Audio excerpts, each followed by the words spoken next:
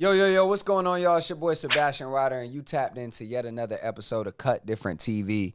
And we got another very special guest in the building, hailing from Ghana, but he said he's been in New York a bunch over the last decade. So we're gonna introduce y'all to our guest today. But before we do that, hit that big red button that says subscribe under whatever screen you watching this on, and hopefully it's a TV screen, because you tapped in with Cut Different TV. Man, we got Darkovibes in the building, man. Whoop, whoop, choo, choo, choo, choo. That's what's up. Yeah, man. You hear it. First off, I'm going to shout out that jersey.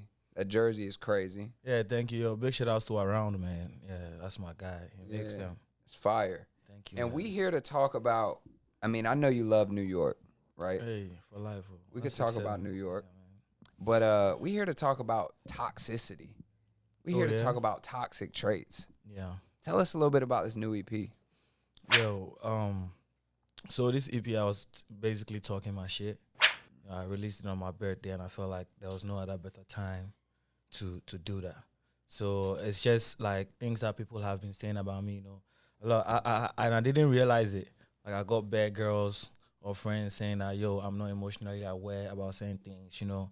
Certain girls would be like, yo, you don't show me like this kind of love. Like I love differently. I do my own things my way. You know, I'm cut different. You feel me? So some people term it as toxic. So I felt like, no, let me express it in a form of collective music. So toxic traits. Yeah. Damn. So in this, I guess, kind of understanding of yourself, right? At first, did you take offense to it when these people and these individuals in your life were trying to tell you about yourself as if it was a negative thing?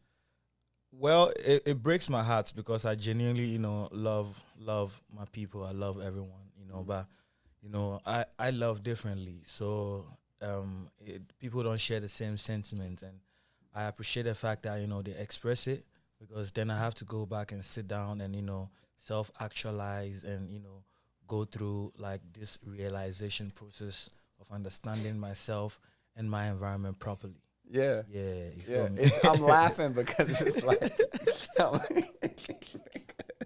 he said in his record, in the Snap record, he was like, he was like, I'm fucking on, what'd you say? Japanese I'm fucking bitches and Chinese. Japanese and Chinese. Yeah. But now he's sitting here talking like it's a therapy session, and like, it's this like huge self-discovery thing.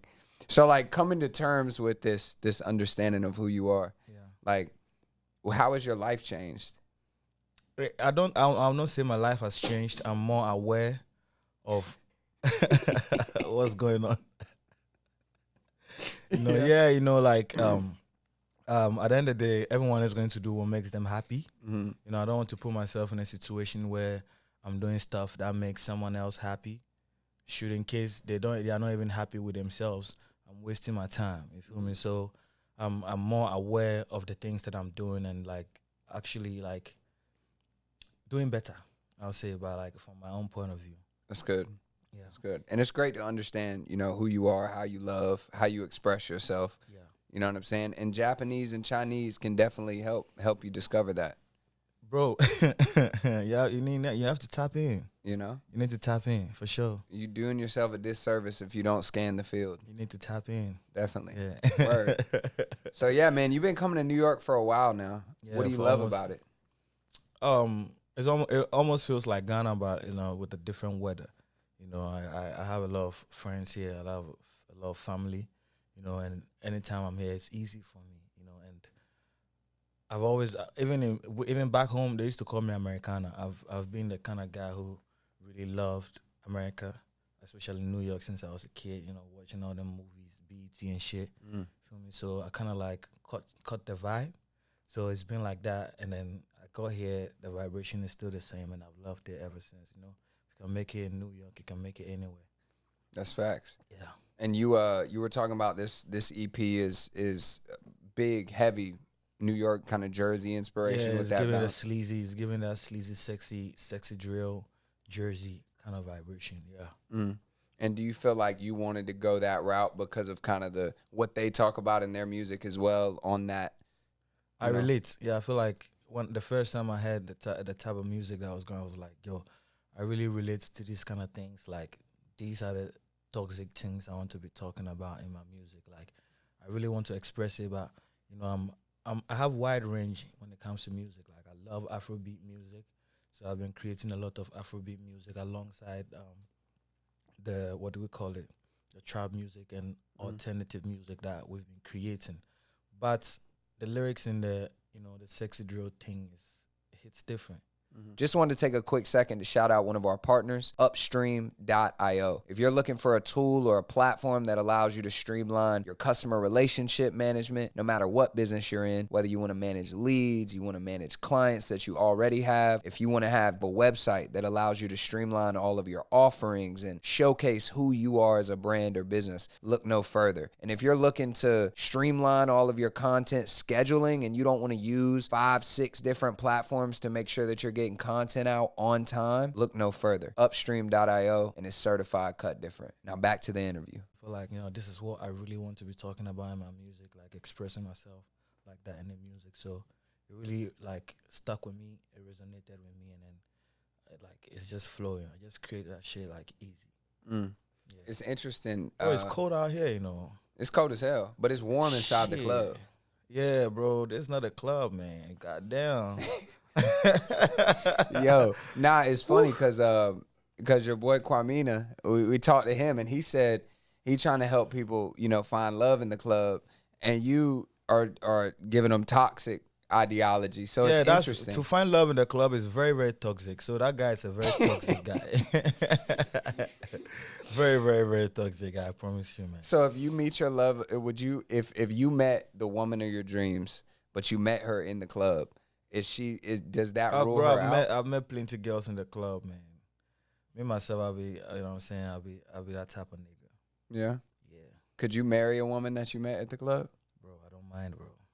I rock with it. It's all about vibrations, Yeah, you could meet the pastor's daughter in the club, and are you going to say that because it's the pastor's daughter? And I'm going to, you know what I'm saying? Yeah, come on, tap in. Yeah. You feel me?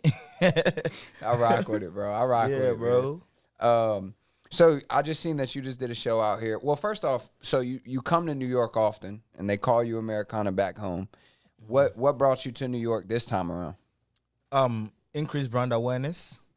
Touch base, reconnect with my audience, do more live experiences, like this one that we are doing right now, trying to touch base with like every diaspora Ghanaian out there. We don't know who's watching, but yeah, we're trying to touch base and connect with each and every one of them. Is why we're here. Amazing. I saw you just did a show with King Promise. Yeah. So big shout outs to my bro King Promise is on his True to Self tour. And I was with him for the New York one. Like, I was the guest for the show on that day with Cranium as well. Big shout out to Cranium. Yeah, it was massive. Word. And these shows, man, like I went to a Rema show. I think I've seen Vic Tony live. I've seen Ruger live.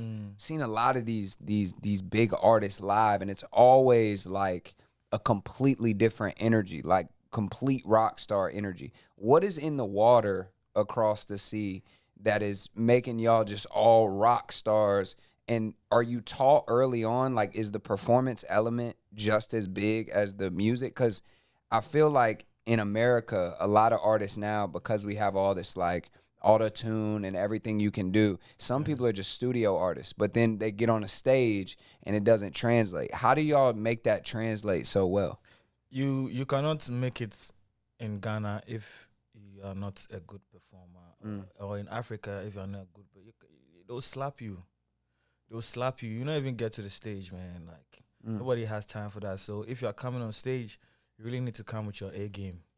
You know what I'm saying? And it's been like that from our fathers, from Fela Kuti's to the Osibisas and all of that. Like Bob Marley's, everyone else. Like, if you are coming on stage, don't come and waste our time because they are very rude people. They are mean. So you have to rock them. People are sad back home. So if you are coming on stage and are coming to increase the sadness, yeah, somebody will throw a glass at you, bro. It's why we are cut out like that. Yeah. So you have to come with your A game, or else you can't make it to this place. Yeah. So what is the difference? I mean, you said that over there people are sad. If you don't make them happy, they're gonna throw a glass at you. In the Yeah. US, what is the vibe like that you've gotten performing out here?